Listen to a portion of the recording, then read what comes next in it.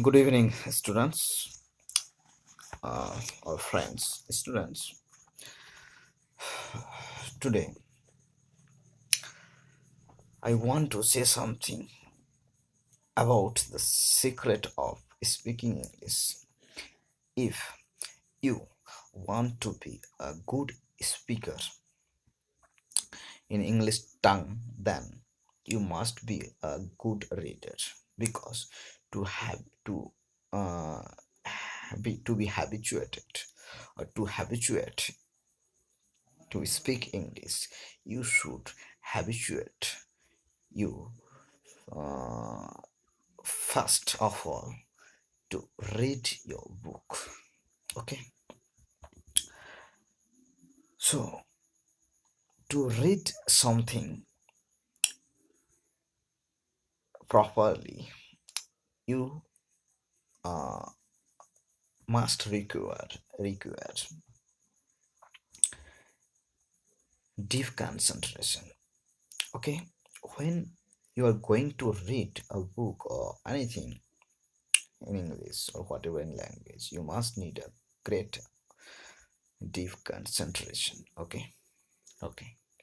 I want to give you one example.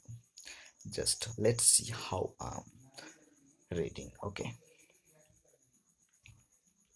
great concentration. But such is the social complex of Indian society that it is not uncommon to find people who do not cannot take pride in any good that befalls someone outside one's own state.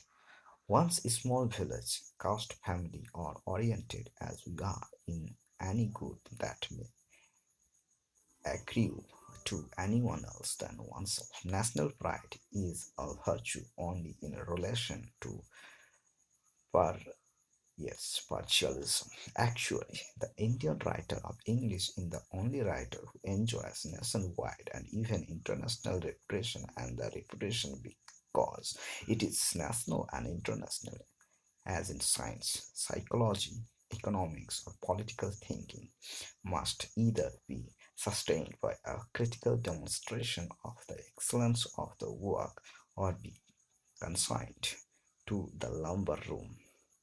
While it is a common knowledge that disproportional praise is not unusual in regional writing that might pass as hardly above the average in the international context.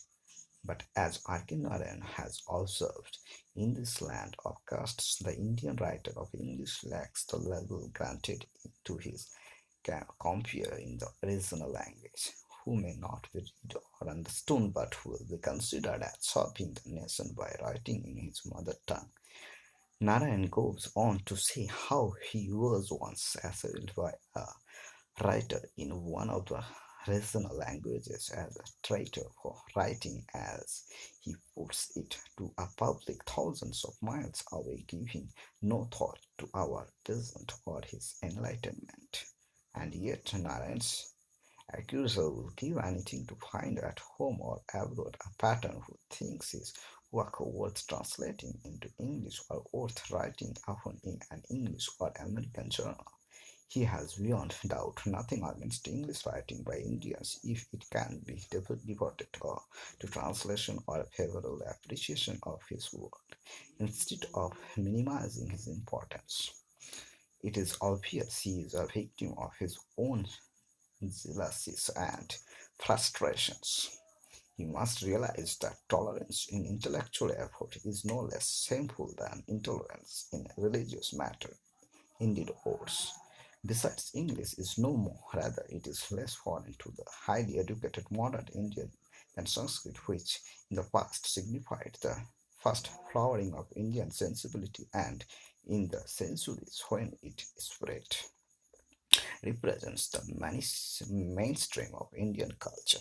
Okay, so this is how you have to be habituated with proper reading and uh, proper reading or reading speed requires or needs a deep concentration, great concentrations that you must have to be given while reading.